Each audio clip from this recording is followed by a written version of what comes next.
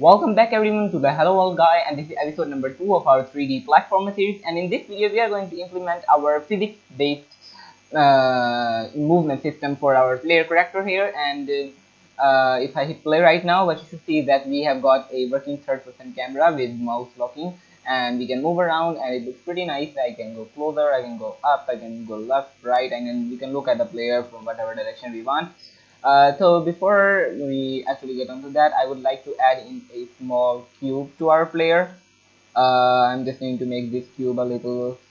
We will might add a more proper model later, actual model. But for now, I think this works. I'm just going to decrease its size on the Z a bit, and then a lot on the Y, and then on the X, and then more on the Z.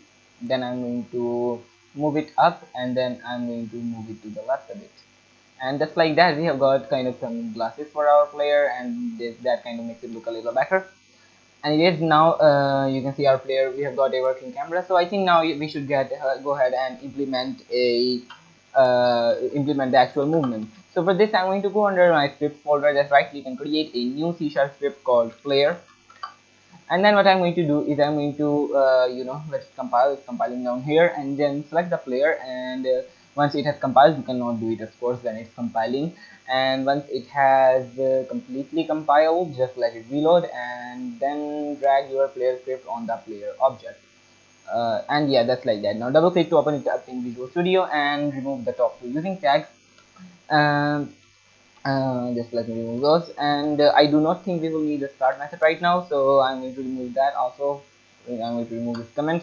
So first of all, we are going to begin by having a, well, actually we will need the start method.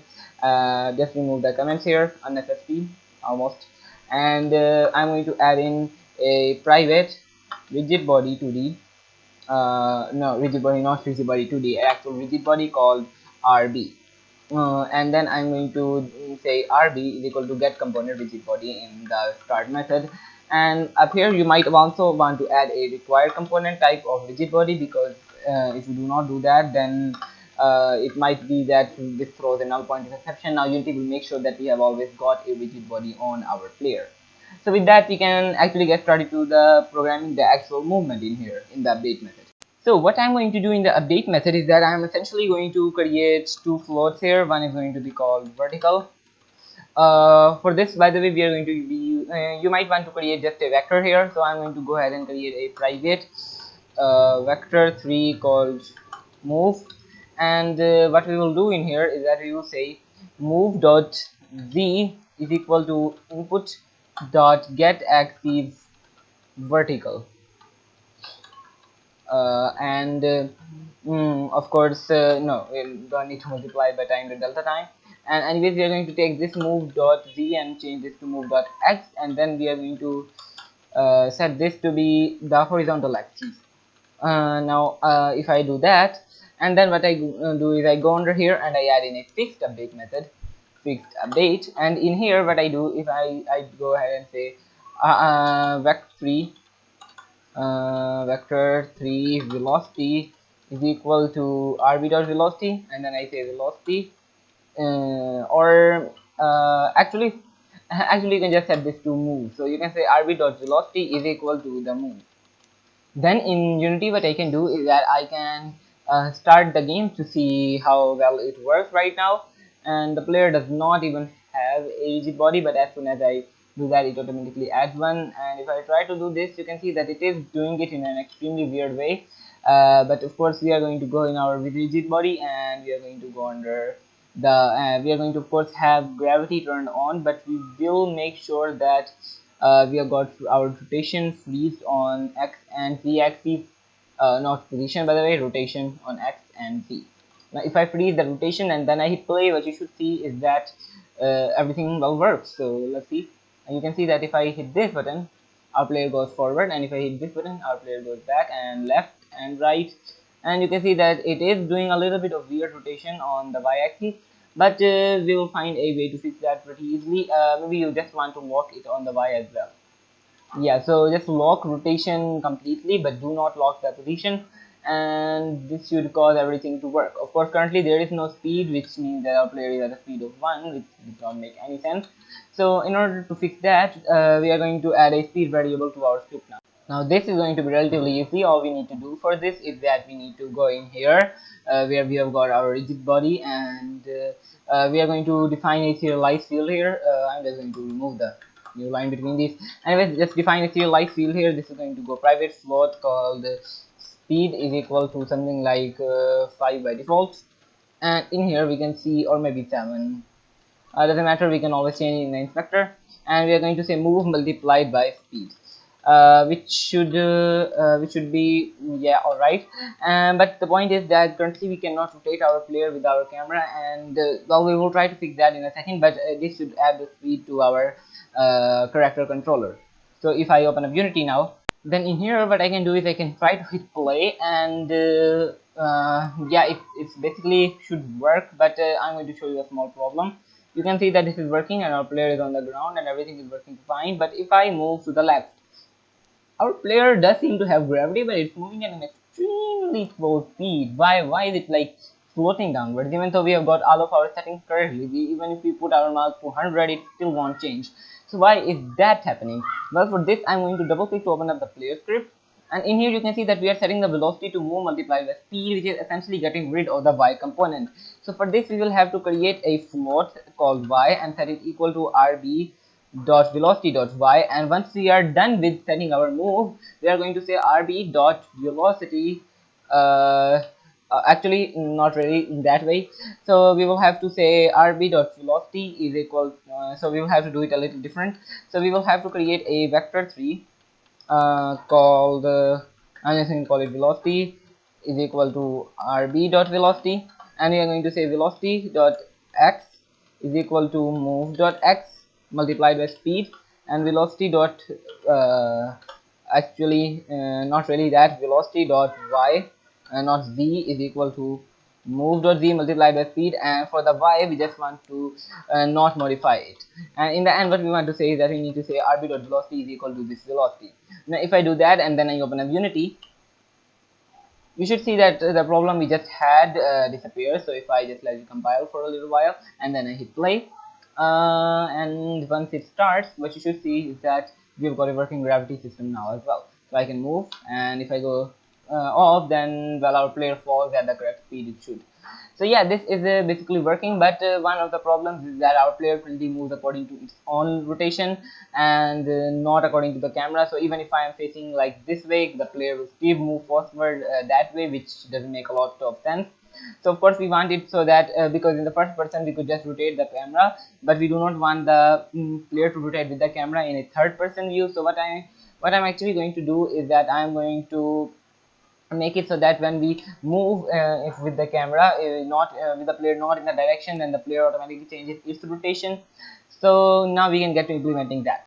Now in here, in order to actually add that rotation function so that our player rotates according to the direction that it's moving, what we can do, which we need, is of course a reference to the camera. So I'm going to create a private game object, or just transform camera, and in this what we are going to do is okay, uh, this is okay, just call it cam, because camera is another member in the game object, so you shouldn't use that. Anyways, if I have that if I go here and in here, what we want is that we want to rotate in the correct direction. For this, what you might do is that you might say something like in the fixed update method, what you might say is that you might say cam, you might say transform dot rotation.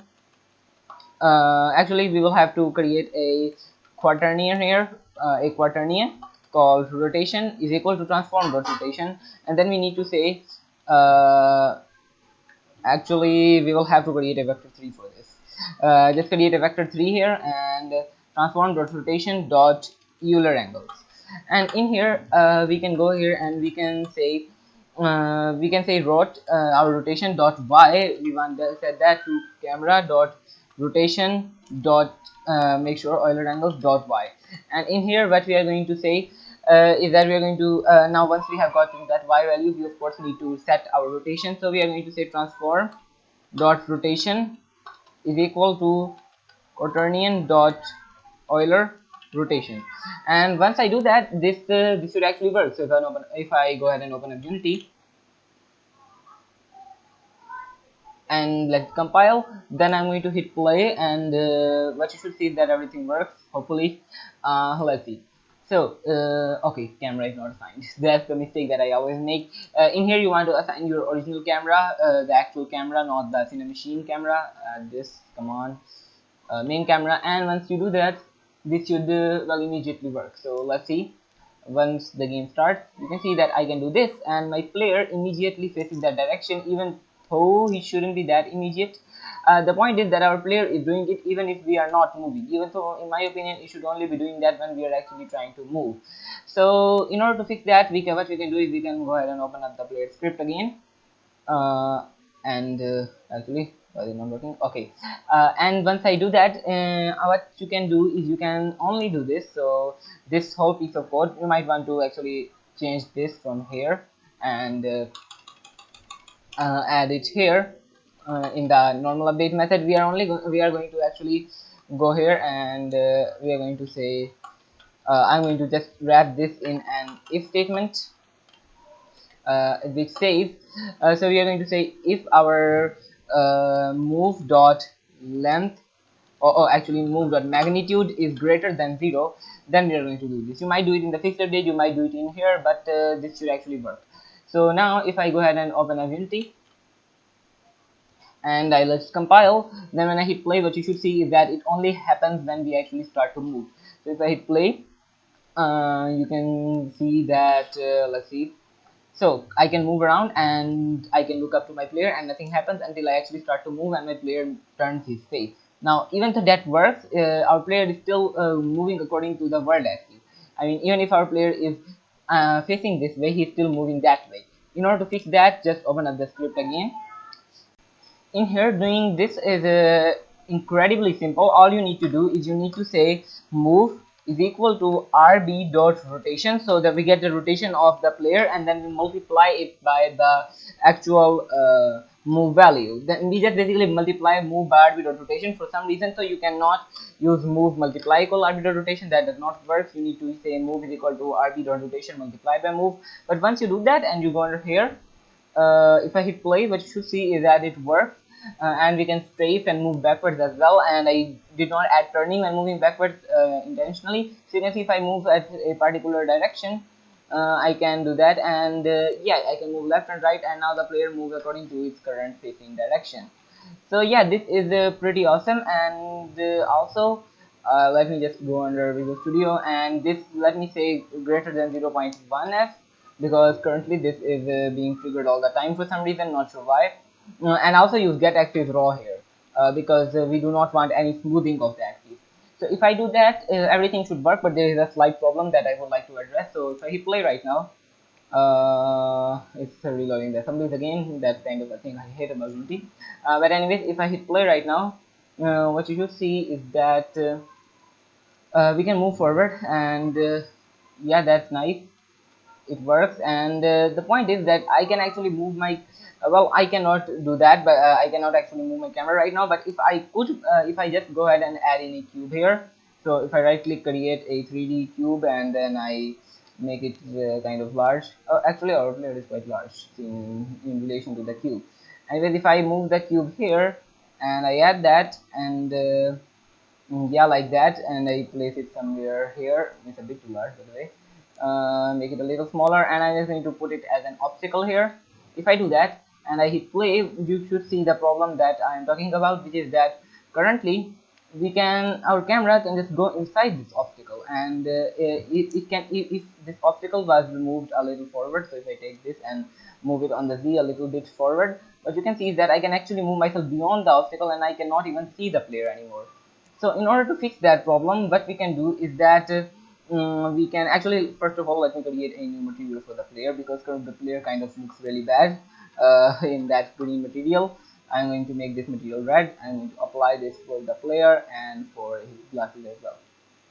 Anyways, now if I select my camera, the actual third person camera and of the Cinemachine, In here, if I go down here, you can see there are extensions here. So, let me just close these. If I go under extensions and I go add extension, and for the extension let me choose the cinemachine collider here. Now, if I add that, this will automatically detect collisions with our camera. So if I go here and I will hit play right now, our camera should basically act like it has got collision. So if I try to go beyond, you can see that it doesn't allow us to do so. It works perfectly.